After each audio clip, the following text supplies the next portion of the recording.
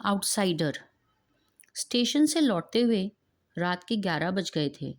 नए जोड़े के हनीमून पर रवाना होते ही शादी का कार्यक्रम एक तरह से संपन्न हो गया था। नीलम थकान से निढाल हो रही थी, पर सब कुछ ठीक से निपट जाने से मन एकदम हल्का हो गया। अब वह निश्चिंत होकर बिस्तर में दुबक जाना चाहती थी, पर जनता का इरादा कुछ और ही था। बच्चों को जबरदस्ती सोने के लिए भेजकर सबके सब ड्राइंग रूम में जम गए। थोड़ी देर बैठ लो ना दीदी, पूनम ने कहा। पिछले दिनों इतनी भागम भाग मची रही कि फुर्सत से बैठकर तो बातें भी ना हो पाई। पम्मी ठीक ही कह रही थी। घर की इस आखिरी शादी में पूरा परिवार इकट्ठा था। सुदीप तो इतनी दूर कनाडा से आया था, पर कुशल क्षेम पूछने के अतिरिक्त उससे भी ज़्यादा बात करने का वक्त ही नहीं मिल पाया। पूरे वक्त आपाधापी ही मची रही।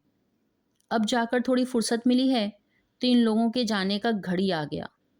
पूनम 4 दिन बाद अपने ससुराल चली जाएगी। सुदीप भी अपने ससुराल वालों से मिलना चाहेगा। भला इतनी दूर बार बार आना कहाँ होता है। शादी के बाद पहली बार ही तो आना हुआ। सुषमा भी तो अपनों से मिलने के लिए कुलबुला रही होगी। सोने का प्रोग्राम मुलतवी कर नीलम अपनी प्रिय कुर्सी पर बैठ गई। एक सुमित को छोड़कर उसका पूरा परिवार उसके सामने था। सुदीप, सुजीत, दोनों भाई, उनकी बहुएं सुषमा और अलका, बहन पूनम और उसके पति नरेश। अपने इसी परिवार के लिए वह पिछले 25 वर्षों से खटती आ रही है। आज छोटे की शादी के साथ सारी जिम्मेदारियां पूरी हो गई। वह अपने आप को बहुत हल्का, कृतार्थ अनुभव कर रही थी। तुम लोग सब आ गए, बड़ा अच्छा लगा। शादी में रौनक हो गई, भाव विभोर होकर उसने कहा। दीदी, हम लोगों को तो आना ही था, पर असली रौनक तो बड़े भैया के आने से हुई, पम्मी बोली। पिछले दोनों शादियों में वे नहीं थे तो बहुत बुरा लग रहा था। इस बार तो उसे आना ही था, घर की आखिरी शादी जो थी, नीलम ने कहा। अरे इसके लिए तो समधी जी से भी लड़ गई थी।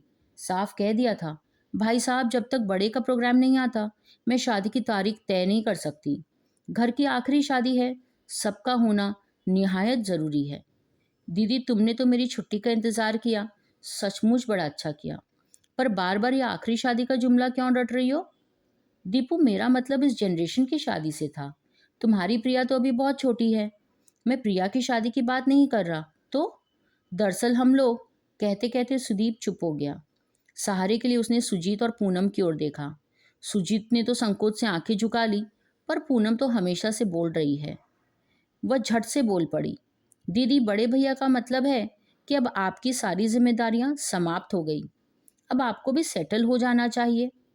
But I am quite well settled. उनका मतलब है अब आपको भी शादी कर लेनी चाहिए।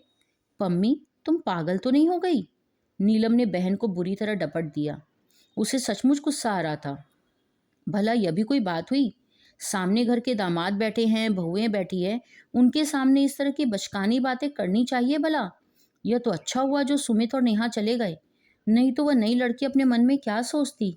छी, अभी वह अपनी शर्म से उबर भी ना पाई कि नरेश बोल उठे। दीदी, पम्मी ठीक ही तो कह रही है। यह सिर्फ उसके या बड़े भैया के मन की बात नहीं है, हम सबकी यही इच्छा है।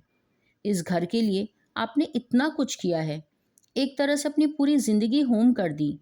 सब चाहते हैं कि आप भी इत्मीनान की, आराम की जिंदगी बसर करें। आप नहीं जानती कि अपनी गृहस्थी में रच बस जाने के बाद भी इन सबके मन में एक अपराध बोध रहता है, एक कांटा सा हरदम चुभता रहता है।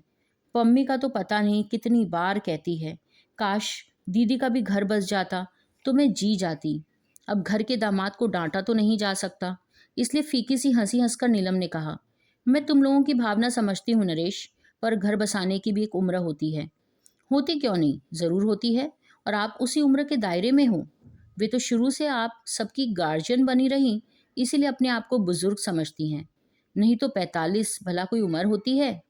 आप चाहें अभी भी आपके लिए दर्जनों प्रस्ताव आ सकते हैं। नीलम ने कोई जवाब नहीं दिया। ऐसी बचकानी बातों का कोई जवाब भी क्या दे। उसने तो उसे महज मजाक समझा, पर वे लोग सचमुच दर्जन भर प्रस्ताव बटोर कर लाए थे। लगा कि छोटे की शादी का तो बहाना था। वे लोग शायद इसी अभियान से इकट्ठा हुए थे। इन लोगों की गुपचुप खिचड़ी पकती रही और उसे कानो कान खबर न हुई। उसे तो यह तब पता चला जब एक लंबी चौड़ी लिस्ट उसे थमा दी गई। फिर उसे उसने गंभीरता से नहीं लिया। केवल मनोरंजन के लिए वह पूरा ब्यौरा पढ़ गई। उसे हंसी भी आई और आश्चर्य भी हुआ कि ये लोग कैसी कैसी विपरीत परिस्थितियों में भी शादी का शौक पालते हैं। उसे फुर्सत से विचार करने के लिए कहा गया, पर सुदीप और सुषमा दूसरे दिन कमरे में आ धमके। उन्हें शायद सबसे ज़्यादा जल्दी थी। कनाडा जाने से पहले वे सब कुछ तय करना चाहते थे। उनके पीछे पीछे सुजीत भी आ गया। लगा कि दोनों भाई दल बांधकर उस पर हमला करना चाहते हैं। थोड़ी देर इधर उधर की बातें होती रही। फिर सुदीप ने पूछा, दीदी, तुम्हें वह लखनऊ वाला प्रपोजल कैसा लगा? कौन सा, वो अवस्थी जी वाला? ना बाबा, शादी के तुरंत बाद नानी बनने का कोई इरादा नहीं है। तो बरेली वालों को देख लेते हैं, सुषमा ने सुझाव दिया। उसके तो 2 बेटे ही हैं शायद, और वे भी छोटे हैं, और उन बेटों को वे हॉस्टल में रखने को तैयार है, सुदीप ने जानकारी दी। इसी को कहते हैं हिपोक्रेसी। इधर तो प्रचलित करेंगे कि हम बच्चों की खातिर शादी करें, फिर उन्हीं बच्चों को हॉस्टल में ठूसने को भी तैयार हैं। ऐसे दुमुंहे लोगों से मुझे सख्त नफरत है। जाने दो, बरेली वालों को गोली मारो, सुजीत बोला। मुझे तो नरेश के जीजाजी वाला प्रस्ताव अच्छा लगा। एक तो महाशय डिप्टी कलेक्टर हैं, दूसरे थोड़े बहुत पढ़ने लिखने का शौक भी रखते हैं। He will be a perfect companion. उन्हीं की बात कर रहे हो ना, जिनकी लड़की ने आत्महत्या की धमकी दी? अरे, क्यों मेरे सिर हत्या थोपना चाहते हो? अरे, इन धमकियों में कुछ नहीं होता दीदी। पम्मी की सास ने भी तो कहा था, शादी हुई तो मिट्टी का तेल छिड़क लूंगी। क्या हुआ? कुछ नहीं, 2-4 साल मुंह फुलाई रही, सब ठीक चल रहा है। जीतू, किसी दिन फुर्सत मिले तो पम्मी से पूछना, ये 2-4 साल उसने कैसे काटे। एक तो शुरू से ही वह दिलेर है, फिर प्यार का जोश था, इसलिए सब कुछ हंसते हंसते झेल गई। वैसे भी कच्ची उम्र में सहना आसान होता है, पर इस उम्र में इतना तनाव मैं नहीं झेल पाऊंगी। 20 साल की उम्र से मैदान में खड़ी हूँ। परिस्थितियों से लड़ते लड़ते तंग आ गई, थककर चूर हो गई। अब जाकर थोड़ा सुस्ताने की मोहलत मिली है। मैं इस मोहलत को भरपूर एंजॉय करना चाहती हूँ। यह मत समझना कि मैं तुम्हारी भावनाओं को नहीं समझती। समझती हूँ, कद्र भी करती हूँ। मेरे लिए इतना सोच विचार करने की ज़रूरत नहीं है। मैं सिर्फ शांति चाहती हूँ, शांति और आराम, इससे ज़्यादा कुछ नहीं। Thanks all the same. तीनों अपना सा मुंह लेकर उठ गए। कमरे से बाहर 2-4 कदम ही गए होंगे कि सुषमा बोल पड़ी, मुझे मालूम था वे मना कर देंगी। इतने दिनों तक इस घर में बॉसिंग करती रही, ससुराल में धौंस धपट सहना उनके बस का थोड़े है। क्या बात करती हो भाभी, अब इस उम्र में उनसे धौंस धपट कौन करेगा? क्या, औरों की ना सही, पति की तो सहनी पड़ेगी ना, उसकी तो जी जूरी तो करनी पड़ेगी। अनचाही सारी बात नीलम के कानों से टकरा गई। उसने सोचा, सुषमा ठीक ही कह रही है। इतने दिनों तक इस घर में एकत्र शासन करने के बाद अब वह किसी का शासन स्वीकार नहीं कर सकती। शादी के इस पहलू पर तो उसने सोचा ही नहीं। अच्छा हुआ जो किस्सा शुरू होने से पहले ही उसने खत्म कर दिया। पर कहाँ, 24 घंटे भी नहीं बीते, पूनम ने घेर लिया। उसने तो प्रस्तावना में भी समय बर्बाद नहीं किया, सीधे शुरू हो गई। भैया, भाभी बता रहे थे तुमने शादी से साफ इनकार कर दिया। और क्या करती, तुम लोगों को पागलपन का दौरा पड़ा तो क्या हुआ, मेरा दिमाग तो साबुत है। पम्मी चुप रही, फिर बोली, तुम हमेशा अपने ही ढंग से सोचती हो, कभी औरों की दृष्टि से भी सोचा करो। क्या मतलब? तुम नहीं जानती इन लोगों के मन पर, खासकर सुजीत और अलका के मन पर कैसा भार सा बना रहता है। अलका कहती है, हम तो जिंदगी को कभी ठीक से एंजॉय नहीं कर पाते। एक अनब्याही ननद का साया हमेशा हमारी खुशियों पर मंडराता रहता है। सो सैड, नीलम ने हंसकर कहा। भाई, अपनी अलका रानी को समझा देना, मेरे लिए इतना परेशान होने की ज़रूरत नहीं है। मैंने ज़िंदगी की किताब से वे पेज बहुत पहले फाड़कर फेंक दिए जिन पर शादी की इबारत लिखी हुई थी। दीदी, क्या वे पेज फिर से जोड़े नहीं जा सकते? पम्मी, तुम नहीं जानती, अरमानों को दफन करना कितना असहनीय होता है। उन्हें वापस जिलाना तो शायद और भी पीड़ा देगा। और मुझे डर है, अगर मुझे मजबूर किया गया तो मैं सपनों के टूटे हुए सिरे को वहाँ से उठाना चाहूँगी जहाँ जोड़ा था। मैं समझी नहीं दीदी। पम्मी, मेरी उम्र चाहे जो भी हो, मेरे सपने आज भी किशोर हैं। मेरे भाई लोग जैसे एंटिक पीसेस मेरे सामने परोस रहे हैं, उनसे कोई मेल नहीं। दीदी, ट्राई टू बी प्रैक्टिकल।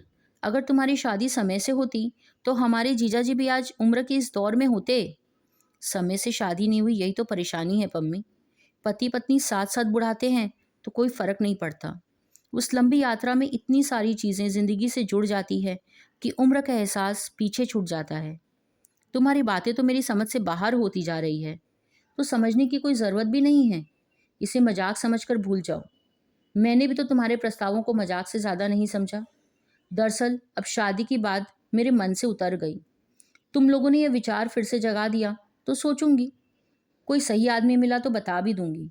पर इस उम्र में कोई रिश्ता ज़बरदस्ती नहीं ओढ़ सकती। सॉरी। एक बात और थी दीदी। अब क्या रह गया? तुमने इस घर को लाख अपने खून से सींचा हो, पर यह घर कभी तुम्हारा अपना नहीं हो सकता। तुम हमेशा यहाँ आउटसाइडर ही रहोगी। क्या बात करती हो? मैं सच कह रही हूँ। अभी तो तुम्हारे पास नौकरी है, कोई फर्क नहीं पड़ता। पर कर को जब तुम रिटायर हो जाओगी तो तुम्हारी हैसियत इस घर में एक फालतू सामान सी हो जाएगी। तब तुम्हें मेरी बात याद आएगी।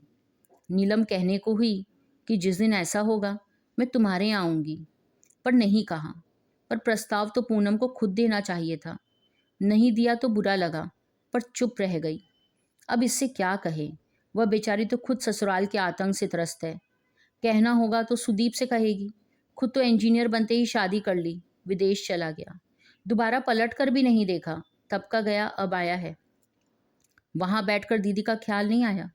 अब जब सारी जिम्मेदारियां खत्म हो गई तो दीदी की शादी का शौक सवार हुआ है। लेकिन सुदीप से वह कुछ नहीं कहेगी। अपने भाई बहनों पर उसकी अपार ममता है। शिकायत अगर थी तो अम्मा से। माँ होकर भी उन्होंने पक्षपात किया। कमाने का भार बड़ी बेटी के कंधों पर डालकर बाकी बच्चों का लालन पालन करती रही। उम्र नीलम की मुट्ठी से रेत की तरफ फिसलती रही। अम्मा जान कर भी अनजान बनी रही। पिता की आकस्मिक मृत्यु के बाद जब उसने घर की बागडोर संभाली, तब यह नहीं सोचा था कि अब यही उसकी नियति होगी। मन में एक क्षीण आशा थी, कल को जब भाई किसी लायक हो जाएंगे तो अपनी जिंदगी जी पाएगी। पर अब वह आशा दुराशा ही साबित हुई। दीपू के इंजीनियर होते ही रिश्ते आने लगे। अम्मा एकाएक बहू का चेहरा देखने के लिए व्यग्र हो उठी। शादी के बाद जब दीपू के साले ने उसे कनाडा बुलाया तो उसे बहुत खुशी हुई अम्मा को। घर में एक अनब्याही लड़की बैठी है, उसकी शादी ज़रूरी है। इस तथ्य से अम्मा ने आंखें मूंद ली। अगर वे जानती कि बेटे को हमेशा के लिए विदा कर रही है तो शायद अम्मा इतनी उत्साहित ना होती। अपने अंतिम दिनों में बेटे को देखने के लिए तरस गई। चित्रों से मन नहीं भरता था। नीलम की हर चिट्ठी का जवाब यही होता, दीदी इतनी जल्दी इतने सारे रुपए का जुगाड़ करना बहुत कठिन है, और मैं बार बार सुषमा के भाई के आगे हाथ नहीं फैलाना चाहता। बेचारी अम्मा मरने के बाद भी उन्हें बेटे का ना कंधा नसीब हुआ ना तर्पण। उन दिनों प्रिया होने वाली थी। सुदीप का वहाँ होना ज़रूरी था। और फिर एक बार इमरजेंसी बीत गई तो उसका आना टलता ही गया। सुजीत बीकॉम करके बैंक में लग गया, पर उसका सामर्थ्य इतना नहीं था कि वह पूनम की शादी भी करता और सुमित की मेडिकल की पढ़ाई का खर्च भी उठाता। इसने नीलम को मोर्चे पर डटे रहना पड़ा। पूनम की शादी का तो अच्छा खासा नाटक हो गया। बड़ी कठिनाई से उन लोगों का मुंह बंद किया गया। फिर अच्छी सी लड़की देखकर उसने सुजीत की शादी कर दी। पूनम के जाने के बाद घर एकदम सूना हो गया। अलका ने आकर उस सूनेपन को भर दिया। सुमित की शादी के लिए उसे सिर नहीं खपाना पड़ा। उसने खुद ही तय कर ली थी। घर की आखिरी शादी धूमधाम से हुई। अपने सारे कर्तव्यों से निवृत्त होकर खुश थी नीलम, पर इस बेवक्त की शहनाई ने सब गुड़गोबर कर दिया। गनीमत यह हुई कि उसकी शादी का प्रसंग जिस तेजी से उठा उतनी ही जल्दी दब गया। पम्मी के चले जाने के बाद किसी ने चर्चा नहीं की। जिंदगी फिर से अपने ढर्रे पर चलने लगी। लोग अपने मशरूफ हो गए। सुमित और नेहा गोवा से लौट आए और अब सुदीप का सामान बंध रहा था। उसने शादी के लिए 15 दिन की छुट्टी ली थी, पर उसका मन हुआ कुछ दिन और बढ़ा ले ताकि ज़्यादा से ज़्यादा समय दीपू के साथ बिता सके। उस दिन ज्वाइन करने के लिए कॉलेज गई तो साथ में एक एप्लीकेशन लेती गई। प्रिंसिपल मैडम ने उस एप्लीकेशन की ओर देखा भी नहीं। बोली, आज तुम नहीं आती तो घर पर संदेशा भेजने वाली थी। क्यों, कोई ज़रूरी काम था? हाँ, ट्रांसफ़र ऑर्डर आया है। ट्रांसफ़र और प्रमोशन एक साथ। प्रिंसिपल बनकर जा रही हो। कहाँ? खैर जगह तो बहुत दूर है बस्तर में, पर सुनते हैं बड़ी शान जगह है। कॉलेज भी नया नया है, ज़्यादा समस्याएं भी नहीं होंगी। लेकिन मैडम, अरे भाई, अब क्या परेशानी है? अब तो तुम सारी जवाबदारियां ख़त्म हो गई है, और भगवान की दया से you are a free bird now. तुम्हें तो अब ऐसे चैलेंज खुशी खुशी स्वीकार करने चाहिए, बल्कि आगे बढ़कर लेना चाहिए। सो तो ठीक है मैडम, पर मुझे नहीं लगता कि मेरे भाई लोग मुझे इतनी दूर जाने देंगे। देख लो, पर मुझे लगता है बार बार प्रमोशन रिफ्यूज़ करना ठीक नहीं। मेरे ख्याल से यह तीसरी बार हो रहा है। मैडम फिर अपनी फाइलों में व्यस्त हो गई। छुट्टी की एप्लीकेशन उनके सामने सरकाकर वह घर लौट आई। घर आते हुए रास्ते में उसने ढेर सारी खरीदारी की। सुदीप के लिए खादी का सूट लेंथ, कुर्ता पजामा, सुषमा के लिए कोसा चंदेरी साड़ियाँ, प्रिया के लिए सब प्रांतों की गुड़ियों का सेट, साथ ही प्रिया के मनपसंद रसगुल्ले भी। घर पहुंचकर अपने कमरे में जाने के बजाय वह सीधे दीपू के कमरे की ओर गई, परंतु पैर दरवाजे पर ठिठक गए। भीतर देवरानी जेठानी का प्रेमालाप चल रहा था। अलका कह रही थी, आप तो लकी हैं जीजी, फुर से उड़ जाएंगी। ये नेहा भी 4 दिन बाद छोटू के साथ बैंगलोर चली जाएगी। उम्र कैद तो हम लिखवा कर लाए हैं, सो भुगतेंगे। क्या करे भाई, हमने तो बहुत कोशिश की, पर वे टस से मस नहीं हुई। अब तो यही समझ लो कि वे हमारी ननद नहीं सास है, और उन्हें हमेशा साथ ही रहना है। नीलम तो जैसे काट हो आई। उसने अपने कानों पर विश्वास नहीं हुआ। उसके आगे पीछे डोलने वाली, मिस्री जैसी घुले स्वर में बात करने वाली वह अलका, उससे क्या सचमुच इतना ऊब आई है? उसके साथ उसे उम्र कैद सा लगने लगा। अलका उसे कैद से रिहाई दिलाने के लिए शायद उसकी शादी का प्रपंच रचा जा रहा था। वाह! इसके बाद वहां खड़े रहना, उन लोगों का सामना करना उसके लिए संभव नहीं था। वह दबे पांव कमरे में लौट आई। इतनी देर तक हाथ में थामा हुआ सामान पलंग पर पटक दिया। अब उसे एहसास हुआ कि उसके हाथ दर्द कर रहे थे। यह बोझ कुछ भी नहीं था। उससे 10 गुना बोझ तो उसके मन पर था। उसे वह कहाँ खाली करती? दर्द से निजात पाना क्या संभव था? रात खाने की मेज पर रसगुल्लों का एक बड़ा सा डोंगा सजा हुआ था। उसने शाही अंदाज में ऐलान किया, ये मेरे प्रमोशन की मिठाई है, प्रिंसिपल बनकर जा रही हूँ। अरे वाह, कहाँ? जगह तो खैर बहुत दूर है बस्तर में। आजकल हर कहीं तो कॉलेज खुल गए हैं, पर सुनते हैं जगह बड़ी शांत है। मुझे तो इस समय सबसे ज़्यादा शांति की ज़रूरत है। इस आपाधापी से तंग आ गई हूँ। फिर बार बार प्रमोशन ठुकराना अच्छा नहीं लगता। पहले तो खैर मजबूरी थी, अब तो कोई बहाना भी नहीं रहा। इस बार तो सभी एक मत थे।